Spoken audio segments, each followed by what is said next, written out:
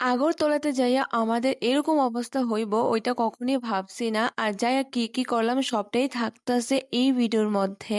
সবসময় তো শুনছো তোমরা যে মেয়েরা সবসময় দেরি করে। বাট আমার ক্ষেত্রে এইটা না। আমি ঝটপট রেডি হইয়া গেছি। বাট আমার সাথে যারা যাইবো মানে পাপা, কাকা আর মা তারা লেট করতেছিল।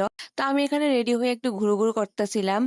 আর যেহেতু সকাল বার হইতাছি তার লেগে সকাল ভাত খাওয়া হইতো না। তো তার লেগে ২ টা বিস্কিট খেয়ে নিছি যাতে একটু পেটটা ভরা থাকে। দেন বার হয়ে গেলাম। আর যেহেতু আমরা টমটম দিয়ে গেছি তার লেগে প্রচুর বাতাস আসলো। আর দেখো চুলগুলো কোনো রকমই ঠিক করে রাখতে পারতেছি না। আর যাইতে যেতে এখানে রথও দেখা নিলাম। এটা এখনো বার হইছে না, হয়তো বিকালে বার হইব। আর ওইটা ভাবে খুশি হয়েছিলাম হয়তো আসার সময় আমরা রথ দেখতে পামো।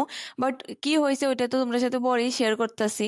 আর আমরা যে কাজটা লেগে আইছি ওইটা আসলে মেন আগরতলাতেই। দেন আমাদের কাজ কমপ্লিট। আর যেহেতু সকাল থেকে কোনো কিছু খাইছি না তো এখান থেকে আলুর পরোটা সিম্পল একটা তরকারি নিয়ে খাইয়া দেন পাপা তারা নামাই দিয়া আমরা গেলাম বাড়ির উদ্দেশ্যে। আর হঠাৎ শুনলাম যে টমটমের চার্জ শেষ হয়ে গেছে, যেটা আছে বাট আমরা বাড়িতে যাইতে পারতাম না। তারপর আর কি করার, আসলো মাসির বাড়ি তো এখানে গেলাম। আর আমরা ভাবছি যে দাদার বাড়িতে একটু বইয়া দেন চার্জ হলে আমরা আয়া পড়ুম। তো এর লেগে এখানে টিফিন খাইয়া দেন সন্ধ্যার দিকে একটু বাজারে গেছিলাম। বাজারে একটু কাজেই গেছিলাম। ওইখানে যাই দেখলাম যে আজকে যেহেতু বাজার বার ওইদিকে তার লেগে অনেক জিনিস বইছে। তো এগুলো দেখা দেন রাতে ডিনার কমপ্লিট করে লাইছি। আর ঘটনা হইছে আমরা বাড়িতে যাইতে পারতাম না, তার লেগে আজকে থাইক্কা যাম। তো তার লেগে চুলটা ভালো করে বেনুনি কইরা দিলাম ঘুম। আর ঘুম থেকে উঠা তো সকাল বাজে ৮টা। আর তখন দেখি প্রচুর পরিমাণে বৃষ্টি। আমরা তো ভাবছি আজকে হয়তো বাড়িতে যাইতে পারতাম না। তারপরে খাওয়া দাওয়া করার পর দেখলাম যে বৃষ্টিটা কমছে। তো আমরা বাইর হয়ে গেলাম বাড়ির উদ্দেশ্যে যাওয়ার লেগা। আর পুরাটা রাস্তার মধ্যে প্রচুর পরিমাণে বৃষ্টি হয়েছে ওই দিনকে। যাওয়ার সময় আসলে একটা ভাবসা গরম আর আসার সময় আসলে প্রচুর পরিমাণে বৃষ্টি। এই নিয়ে আমরা আইলাম বাড়িতে।